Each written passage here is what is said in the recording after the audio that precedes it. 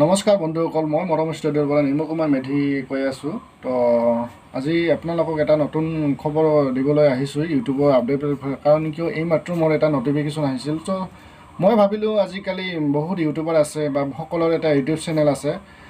তো মই ভাবিছোঁ আপোনালোকক এই ট্ৰিকখিনি বুজাই দিওঁ আৰু কি কৰিব লাগে, কেনেকৈ কৰিব লাগে মই এইখিনি দেখাবলৈ চেষ্টা কৰিছোঁ। কাৰণ কিয় মানে এইখিনি নকৰিলে হয়তো আপোনাৰ 2023 10 জুলাইৰ পৰা আপোনাৰ চেনেলটো ডিচেবল হৈ যাব, মানে ডিলেট হৈ যাব পাৰে। তো এইখিনি কথা আপোনালোকক ক'বলৈ আহিছোঁ আৰু কৰি দেখুৱাবলৈ আহিছোঁ। আৰু তো আপোনালোকে ভয় খাব নালাগে, এইখিনি কৰি দিয়ক, বাছ টেনশ্যন খতম।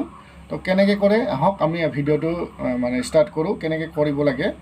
তো প্ৰথমতে ৱেটিভ ষ্টুডিঅ'টো খুলি ল'ব লাগিব, ইউটিউব ষ্টুডিঅ'টো। তাতে একশ্যন বটন এটা আহি যাব, তাতে ক্লিক কৰাৰ পিছত এইটো ৰিভিউ কৰিব, তাৰপিছত টাৰ্মটো একচেপ্ট কৰিব, তাৰপিছত একচেপ্ট কৰি দিব, তাৰপিছত ছেকেণ্ড ষ্টেপটো ৰিভিউ কৰিব, তাৰপিছত তলত এটা একচেপ্টেড বুলি পাব, তাতে টিক কৰি একচেপ্ট কৰি দি দিব, বাছ খেল খতম হৈ গ'ল কামখিনি।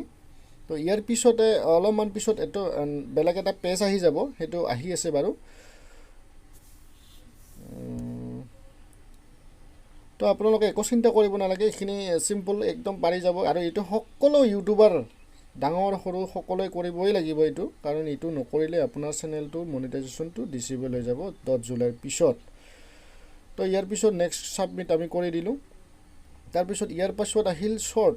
আপুনি শ্বৰ্ট ফাণ্ডৰ কাৰণেও মানে মনিটাইজেশ্যনটো অন কৰিব নেকি, মানে শ্বৰ্ট আজিকালিতো শ্বৰ্ট তামাম চলি আছে না। তো শ্বৰ্ট যদি আপুনি ইউজ কৰি বা শ্বৰ্ট ভিডিঅ' আপলোড কৰি পইচা কামাব মানে উপাৰ্জন কৰিব বিচাৰে, তো সেইটোৰ কাৰণে কৰিব বিচাৰে নেকি। তো মই এতিয়া নকৰোঁ, মই পিছত কৰিম।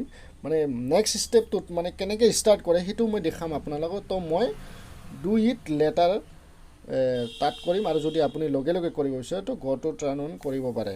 তো মই ডু ইট লেটাৰ কৰি আছোঁ, মানে নেক্সট ষ্টেপটোত আপোনালোকক কেনেকৈ আহে সেইটোত মই দেখাবলৈ চেষ্টা কৰি আছোঁ।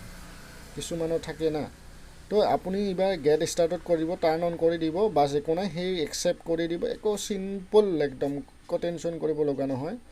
তাৰপিছত হৈ গ'ল। ইয়াৰ পিছত একো কৰিব লগা নাথাকে। প্ৰথমতে আপুনি ইউটিউব ষ্টুডিঅ'টো অন কৰাৰ পিছত একশ্যন বটন এটা আহিব, ডু ইউ একচেপ্টেড। তো এইখিনি কৰাৰ পিছত এই বস্তুখিনি ৰিভিউ কৰিব পাৰে, পঢ়াব পাৰে, আপোনালোকে চাব পাৰে।